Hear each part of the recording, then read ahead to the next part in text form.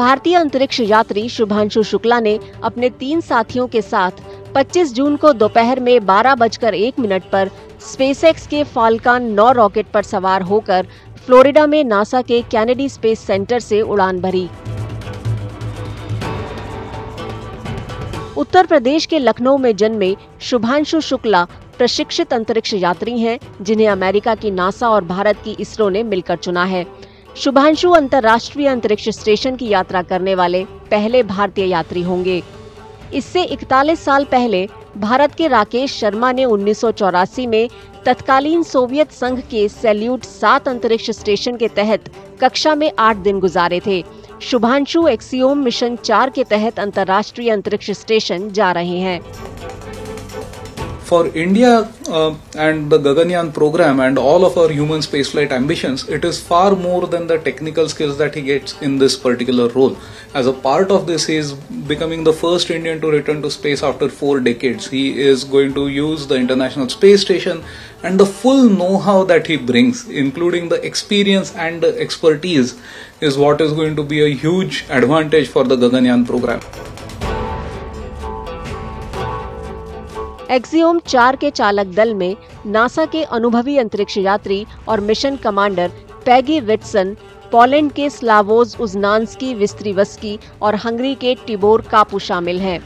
Axiom 4 mission गुरुवार को 28 घंटे की यात्रा पूरी करने के बाद भारतीय समय अनुसार शाम 4:30 बजे अंतर्राष्ट्रीय अंतरिक्ष स्टेशन पर डॉक करेगा। डॉक होने के बाद अंतरिक्ष यात्री करीब 2 हफ्ते तक परिक्रमा करने वाली प्रयोगशाला में बिताएंगे। इस दौरान वे विज्ञान से जुड़े कई प्रयोग करेंगे। एक प्रमुख प्रयोग में सूक्ष्म गुरुत्वाकर्षण में ग्लूकोज और इंसुलिन के व्यवहार की निगरानी करना शामिल है, जिसकी अगुवाई यूएई के बुर्जील होल्डिंग्स करेंगे।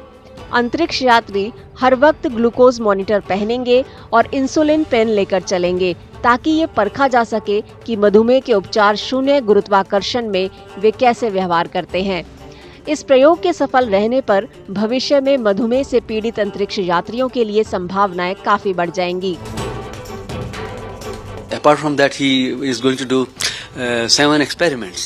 So obviously, it comes as a great opportunity because Axiom is a company that manages private astronaut missions. So SpaceX is of course there.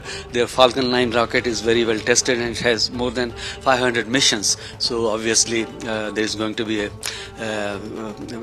great sort of expedition, and Shumanshu Shukla ji is going to spend about 14 days at least, because earlier the plan was 14 to 21 days. So whatever happens this time, because one of the things is the things he's going to carry with him, they have some limited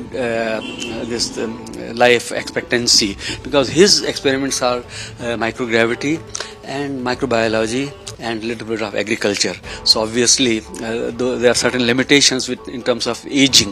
So let's hope everything goes fairly well and he's back to us. And I think it's a great expectation of all the 140 crore Indians. Shubhanshu Shukla अपने कंधों पर तिरंगा लेकर 7.5 kilometre प्रति second की गति से पृथ्वी की परिक्रमा कर रहे हैं। उनकी यात्रा सिर्फ उनके लिए ही नहीं, बल्कि पूरे देश के लिए बड़ी कामयाबी है। एक्सियोम 4 मिशन अब मानव अंतरिक्ष उड़ान में भारत की बढ़ती मौजूदगी का प्रतीक है।